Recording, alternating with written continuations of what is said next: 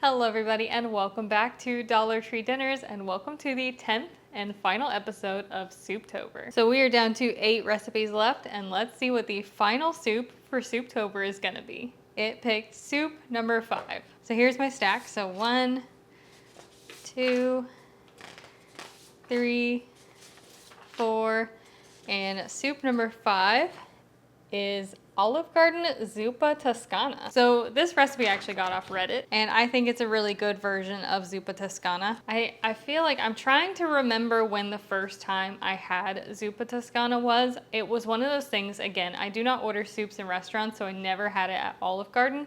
But I think I saw somebody talking about it, maybe in a video, maybe on a blog, and I was intrigued by it. And so I looked up a recipe. I made the soup. I love the soup. So this recipe calls for Italian sausage, garlic, onion, salt and pepper, chicken broth, potatoes, kale, cream, and Parmesan. So it's got really, really simple ingredients. When I picked out Zuppa Toscana to be in the stack, I knew I was going to pair it with some Olive Garden breadsticks. But I am actually going to be making both of these recipes tomorrow because I still have a ton of chili to use up. I asked you guys for suggestions on ways to use the chili, and here are some of your suggestions. First of all, chili mac. That one came up a lot. Next up, the kind of Wendy's classic, chili on a baked potato. And another Wendy's classic, chili on taco salad. Then of course we have the Cincinnati special, chili on spaghetti. But there was one suggestion in particular that really caught my eye. So this one came from Melissa Lynn 3353, and she said, chili leftovers in my home growing up were chili cheese enchiladas. Small amount of shredded cheese and chili rolled up in flour tortillas, lined in a baking dish, smothered with remaining chili, dotted with Velveeta on top, and baked until bubbly. Not authentic, not even actually enchiladas, but I love them. So Miss Melissa, it is almost like you knew I had a bunch of leftover chili and some enchilada soup that was made with Velveeta. So I'm gonna take Souptober Day 8 and Souptober Day 9 and combine them together into something completely different. So we are following Miss Melissa's suggestion. We are gonna lay some cheese down on our tortilla, followed by some of our leftover chili. I've mentioned before that I've worked at Taco Bell and they used to have a chili cheese burrito. I think they called it a chilito. I did not work there during that time. So if you're a fan of the Taco Bell chili cheese burrito, then you might really enjoy this idea. So this is my 9-inch by 7-inch baking dish, and as you can see, 4 fit quite perfectly in there. This is my leftover chicken enchilada soup. She did mention that she puts a layer of chili down, but since this is like soup and not just Velveeta cheese, I'm just gonna go on with this as like my sauce for my enchiladas. And it does have chicken in it, so we're making beef enchiladas covered in a chicken enchilada sauce. I do have some leftover cheese. This was an 8-ounce block that I shredded, so just gonna throw some extra cheese on there. I think about 30 minutes in the oven should do it. Just gonna go until that's golden brown and bubbly. So I honestly don't know how long these were in the oven for. After 30 minutes, the cheese was melted, but it hadn't browned yet. So I just let it continue to cook. I turned off the timer until the cheese was golden brown on top. And then you guys have no idea how excited I am to try this because that chili was fabulous. The enchilada soup was fabulous. I just can't imagine this being bad in any sort of way. So let's try to get a good bite, get some of that crispy cheese.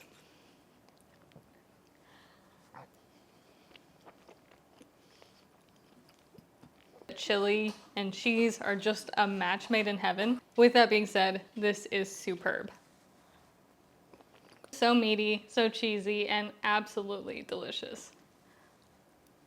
It's now the next day and I'm ready to make the Olive Garden Zuppa Toscana. Starting with a hot Italian sausage, I already know I don't have anything remotely close to that. Garlic, I'm set. The only onion I currently have is this really, really big red onion. I don't think it would have a real negative impact, but I also know that onions are on sale for $1.99 this week, so I'll probably just go ahead and pick up a bag for my pantry anyways. So we have salt, pepper, and my chicken bouillon powder to use in place of chicken stock. It calls for 4 large russet potatoes, and the only potatoes I currently have are these really tiny red ones, so I will also need to buy some potatoes. Kale I also don't have, so I'm gonna have to pick that up. It also calls for heavy cream, but I still have half and half, so I'm gonna go ahead and use that instead.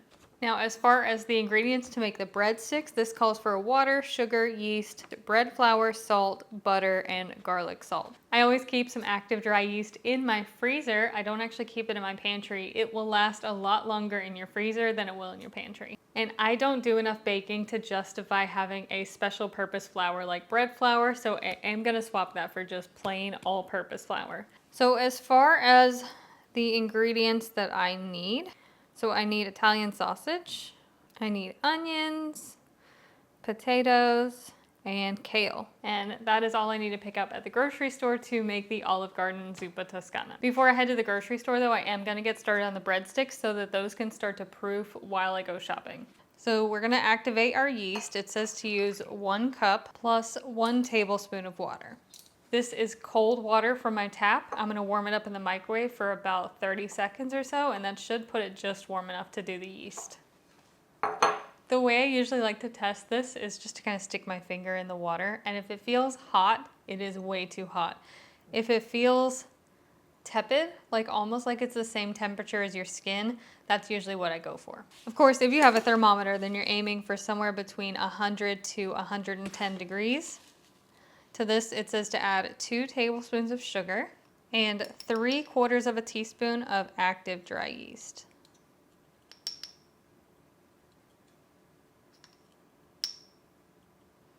You should kind of instantly smell like a yeasty smell.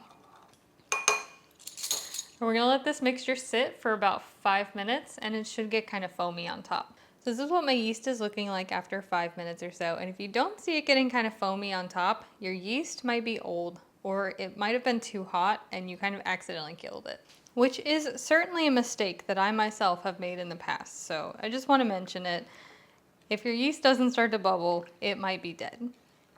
I always like to measure my flour with a scale because it's more precise, but it says we need 3 cups of flour or 16 ounces, so I'm going for the 16 ounces. My scale only measures in grams, so 450 grams. So into our flour, we're gonna add 1.5 teaspoons of salt.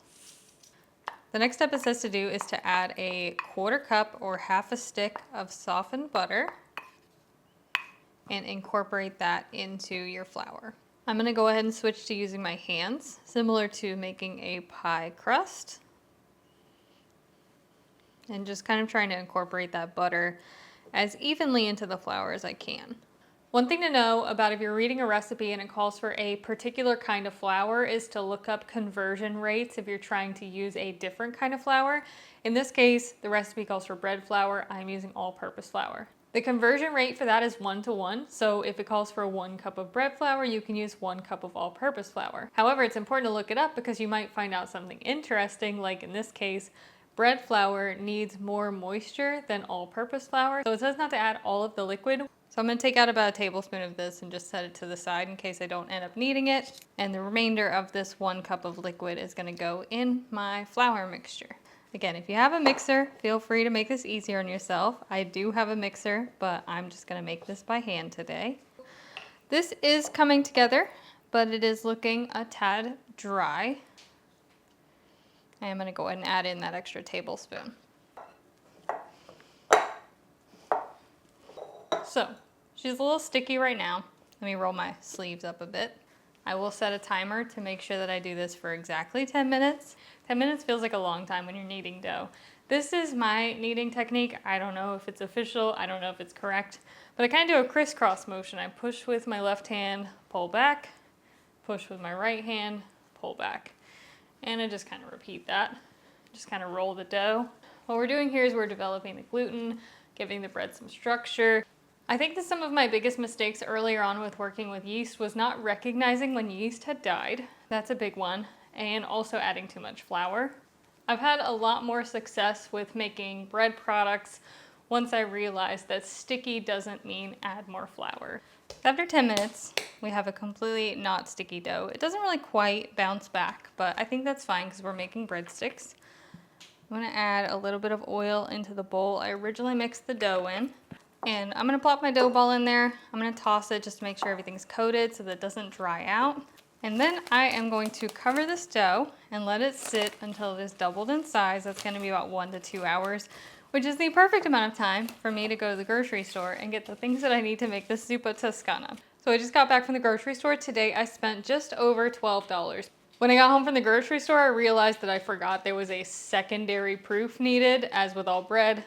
Proof the yeast, proof the bread, shape the bread, proof the bread, and then finally bake the bread. I would love to learn how to make more things like English muffins and bagels. I'm not like new to yeast, but I've really only used yeast to make occasional things like dinner rolls, pizza dough, and cinnamon rolls. So I'm not super yeast savvy, but I want to learn how to make more bread products myself because it's something I enjoy doing. I am 100% not the type of person who will advocate to you that making bread from scratch is cheaper than buying it. A box of Food Lion brand breadsticks is $2.19 for a 6-pack, but the amount of time that it takes to make it should be factored into, is it cheaper? The trifecta to me when it comes to making things from scratch is a joy of cooking, an excess of time, and a fully stocked pantry. If you don't have all three of those things, then I am a strong advocate for buy it rather than make it. I do typically have all three of those things, so I'm the type of person, I don't mind making things from scratch, and I would like to learn how to make more things from scratch. I personally feel like at least knowing how things are made and having done it at least once gives you the confidence that you need to make that if you don't have any money or if you run out of something and you just kind of want that item. But especially when it comes to bread, it takes a really long time. I divide the proof dough into 12 equal pieces and I rolled each one of them into about a 7-inch log, put them on a parchment lined baking sheet. I covered them in plastic. You can let this proof on your counter until it is ready, but a really fast way to do it is to just put them in your oven, turned off, boil some water. I use my kettle and put a pan below it with the boiling water. That'll create a nice warm, steamy environment that will just make everything move a lot faster. And you can do this for both proofing stages, but I only did it for the second proofing stage. Let's start with our vegetable prep. Find the biggest onion I've got in this bag. And it says that we need to chop this, so I'm gonna dice it.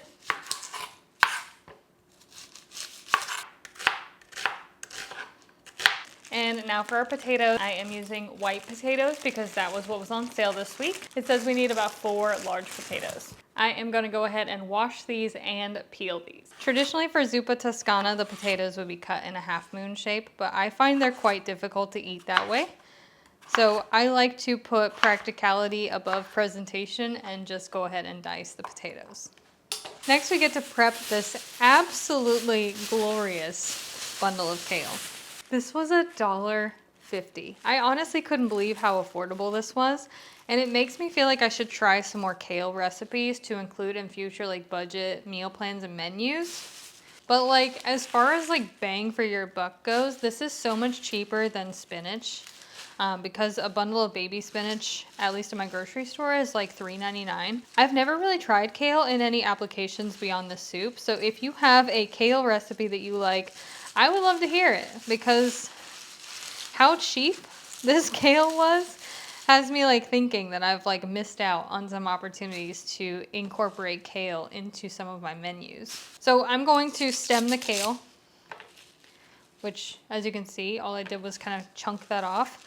And then I'm gonna cut it into about 1-inch pieces. When the stem is a little more woody like this one, I'll use my knife and just kind of run down the length of it to cut the leaves off of it.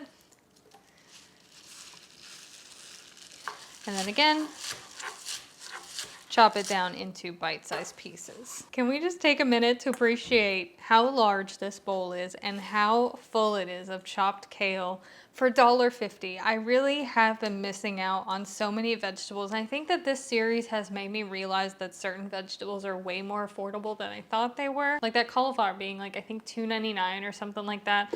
This being $1.50.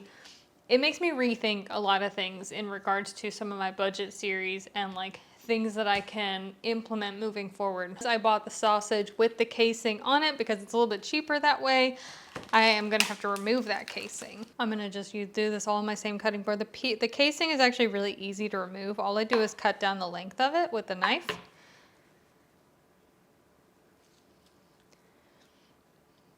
And then I just peel it off. So a little bit of prep work on this one, but once you do the upfront prep, then it comes together really quickly. Let's go ahead and add in our hot Italian sausage. And we are going to begin to break that up.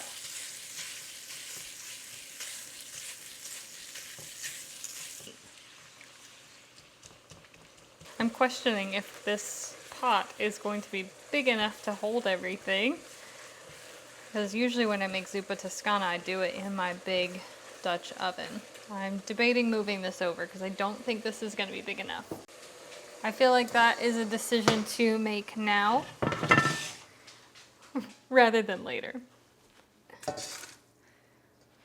So next I'm going to add in some minced garlic. About 3 cloves worth, which is about a tablespoon, and our diced onion.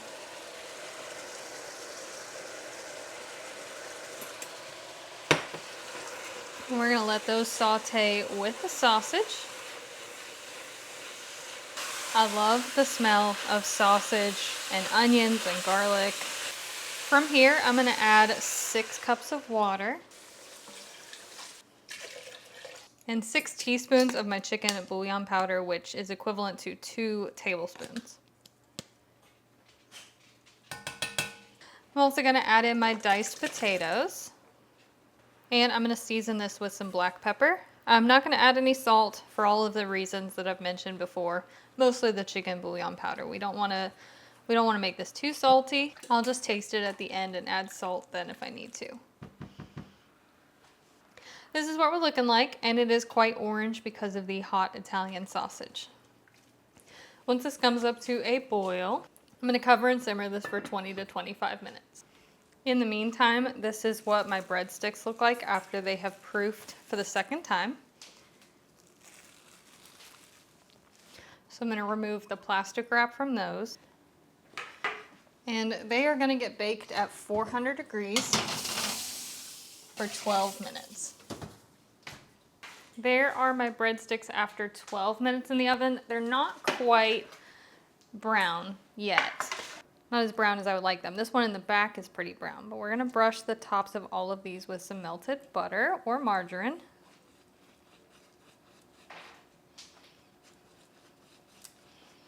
I'm also gonna sprinkle the tops with my mixture of garlic powder and seasoned salt. I did about equal parts of each. And then because these are not super brown yet, I'm gonna put them back in the oven for just a couple minutes just to let them finish browning. I'm gonna turn them the other way though so that they brown more evenly.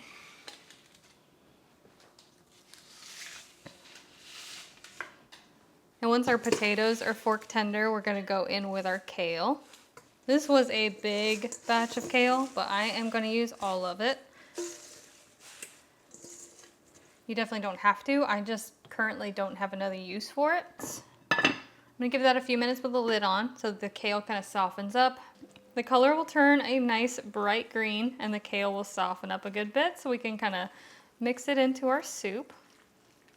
And then the final addition is I'm doing 1 cup of half and half. The recipe calls for 3/4 of a cup of heavy cream.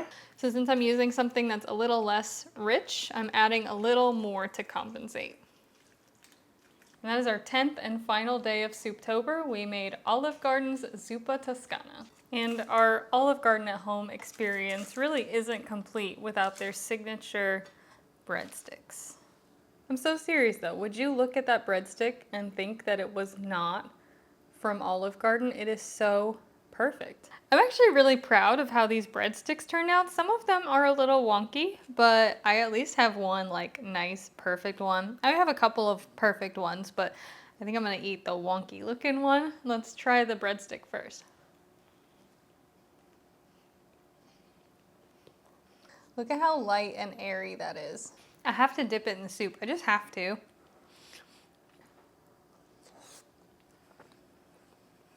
As I mentioned with any homemade bread, they're a bit of a time commitment to make, but they are fabulous. And you get 12 of them. I mean, when you go to Olive Garden, they're free. So the caveat to this is that when you make things at home, the things that would normally be free in the restaurant are gonna cost you time. They are gonna cost you money. This pot of soup makes about 6 servings.